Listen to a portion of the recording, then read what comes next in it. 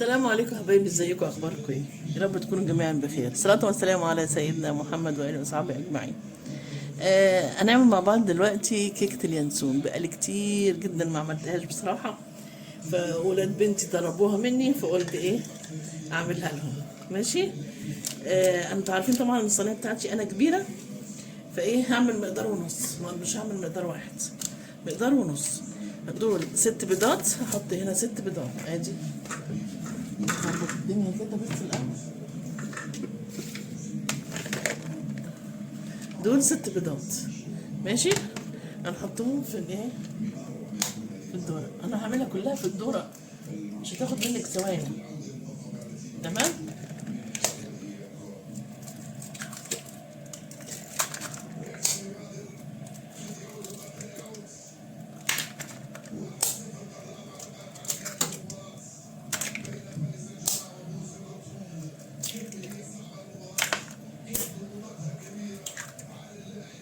بعد كده نحط ايه الفانيليا، 2 فانيليا.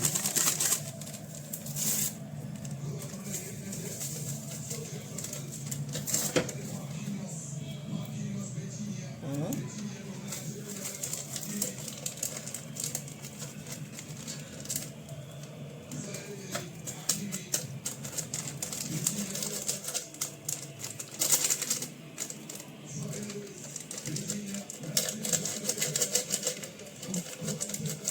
بس كده خلاص.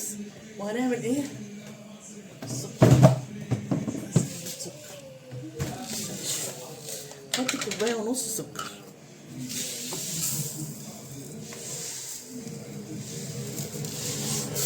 ادي كوباية، ادي نص. لازم نجيب سكر، شوية سكر. كيس، نجيب كيس سكر يا جماعة.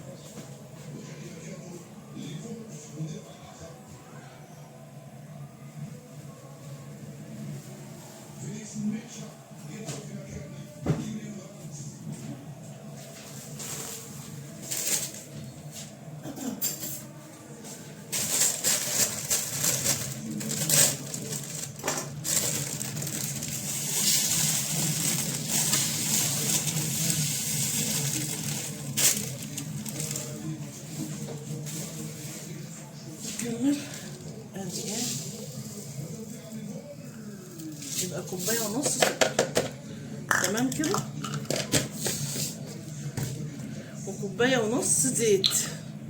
عايزة تحطي زيت، حتى تحطي كوباية سمنة ونص زيت ماشي. 1.5 كوباية زيت، لو هي تعمل بالزيت أحسن.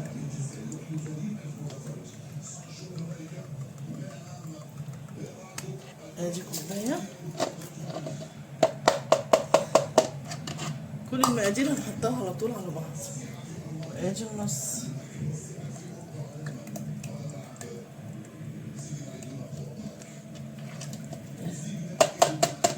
خلاص، يبقى 1.5 كوباية سكر انا حطيتها لاني بعمل مقدار ونص. خلي بالكم، 1.5 كوباية زيت و1.5 كوباية سكر على 6 بيضات، وطبعا الفانيليا. تمام.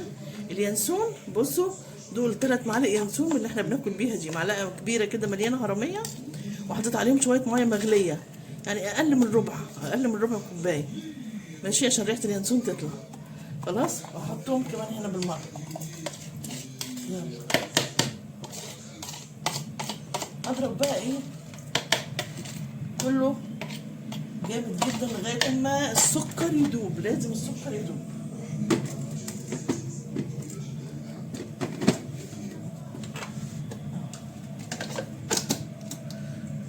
خليكم بقى كده عشان تشوفوا. بسم الله الرحمن الرحيم.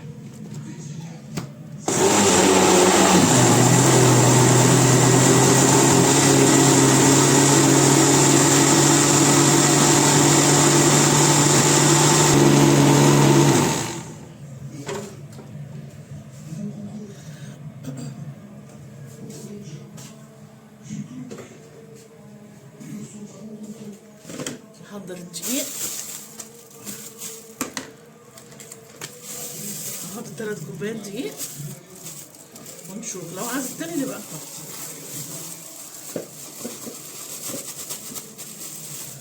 ادي 1. ما تتفسيش الكوبايات، خليها كده براحتهم هوية خالص. ادي 2.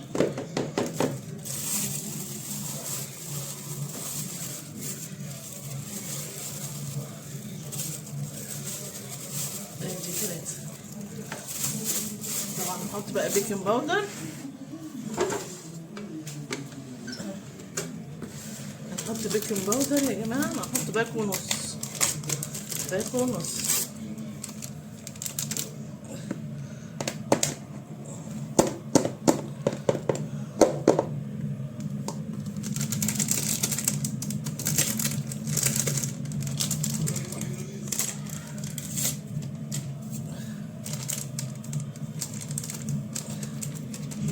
بس كده خلاص. ونحط ذرة الملح، ذرة الملح اهي، شايفين ما بين ايديا. بس كده ونقلب دول بقى.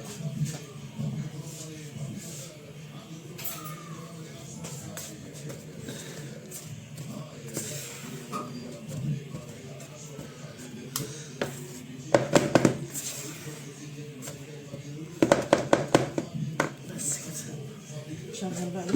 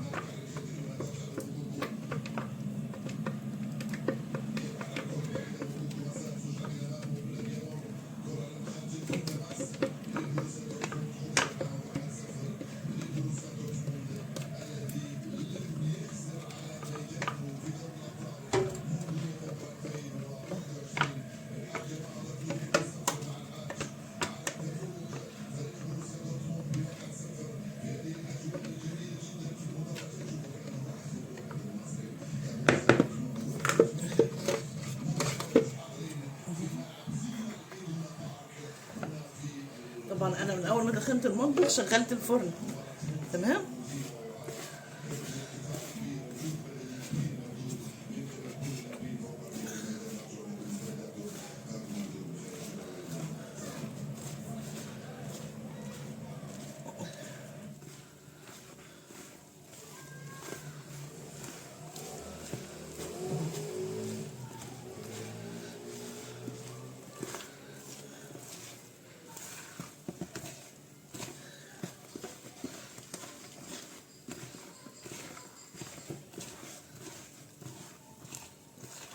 شايفين مظبوطة جدا، مظبوطة جدا، ولا عايزة تقيل ولا أي حاجة خالص. زي كده ايه، 100 تماما. خلاص كده حطها بقى ايه في الصينية.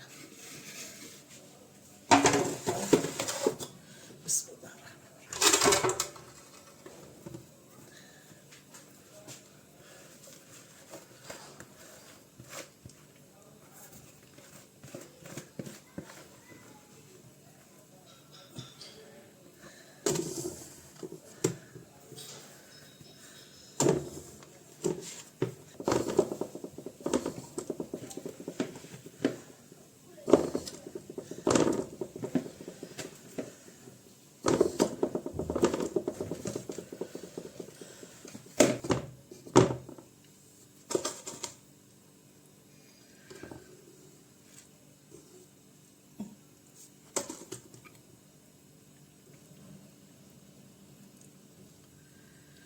بس كده خلاص.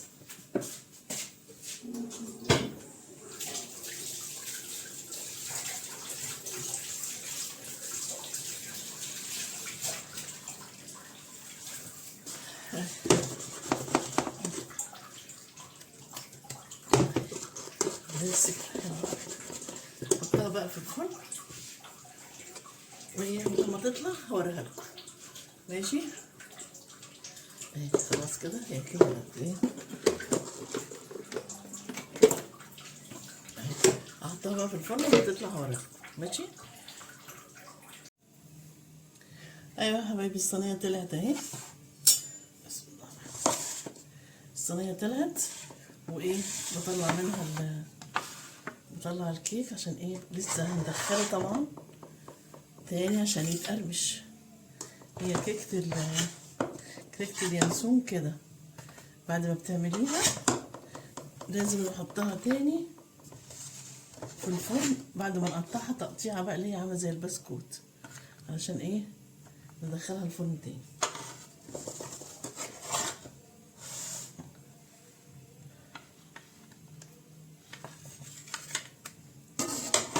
لازم نجيب صينية كمان.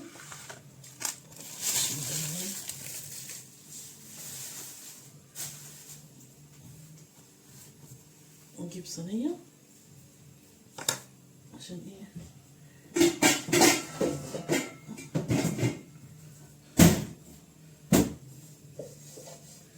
عشان نحمر فيها بقى. هنشوف هنعمل ايه. اهو شايفين دي كده، نقسمها كده عشان تبقى طويلة كده، تبقى عاملة زي البسكوت. تمام. ونحطها بقى في صينية اهو، نحطها في صينية كده اهي. دي مثلا كده، شوف كده احاول اقسمها 3. حلو عشان تبقى رقيقة وحلوة. اهي بصوا شايفين اهي. نقسمها كده ونقسمها كده ونحطها في الفرن اهي.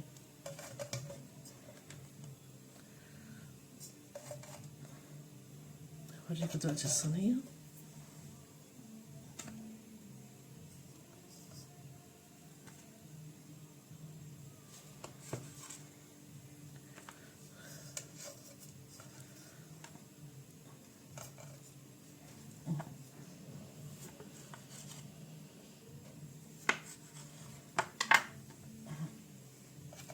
تمام كده.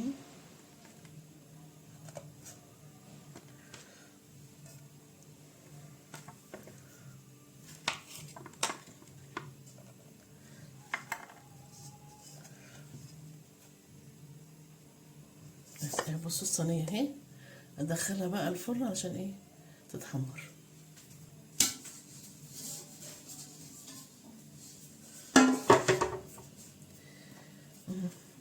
نقسم برضه عشان ندخل الصينية دي كمان اهي.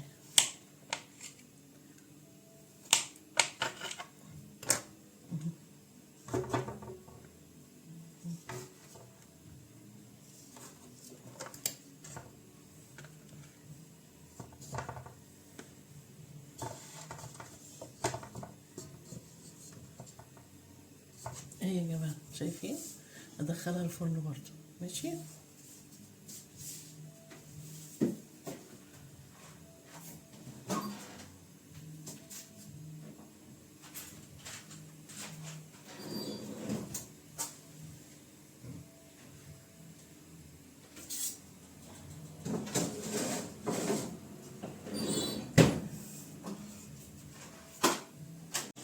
ايوه يا حبايبي الكيكه خلصت اهي، شايفين عامله ازاي، بس لسه سخنه شويه. الجزء ده برد شويه اهو، شايفين تحفه تحفه، مقرمشه وجميله وحلوه خطيره جدا جدا جدا. اعملوها، شفتوا نفس المقادير مظبوطه 100 100. تمام. اعملوها للولاد بقى يفرحوا بيها، ياكلوها جنب شاي بلبن. انتي تاخدي لك واحده كده جنب الشاي كده وانتي قاعده في البلكونه. تحفه خطيره والله، طعمها جميل، اليانسون فيها بيخليها طعمها حلو قوي. تمام.